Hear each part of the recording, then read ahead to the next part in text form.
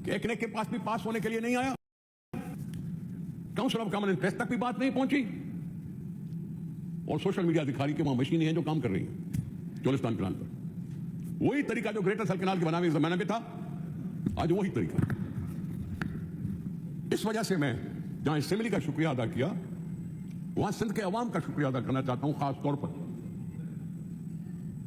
सिंध के अवाम बाशऊर बन चुके हैं।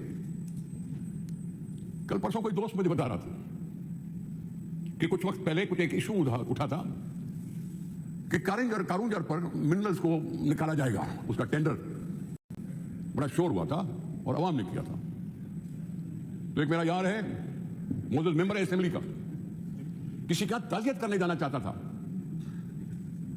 वहां से मैसेज आया कि कारूंजर वाला मामला बंद करोगे तो ताज़ियत के लिए आना, नहीं तो मत आना। ये सिंध के अवाम की वो अवेयरनेस है जो उनमें आई है। कोई जमाना था जो सिंध के अवाम को जब निकले थे बाहर रोडों पर, तो मुल्क पे जो काबिज थे उन्होंने को चोर और डाकू कहा था। उस जमाने से निकल आए हैं सिंध के लोग, और आज अगर वो रोडों पर हैं तो सिंध के साथ वफा कर रहे हैं। अगर आवाज उठा रहे हैं तो मैं तो हमेशा उनको हिमताता हूं, खराज कहता करता हूं। आज मैं वकीलों को भी सलाम पेश करता हूं, आज मैं जर्नलिस्टों को सलाम पेश करता हूं, स्टूडेंट्स को सलाम पेश करता हूं कि उन्होंने हकीकी तौर पर आवाज उठा के हमें भी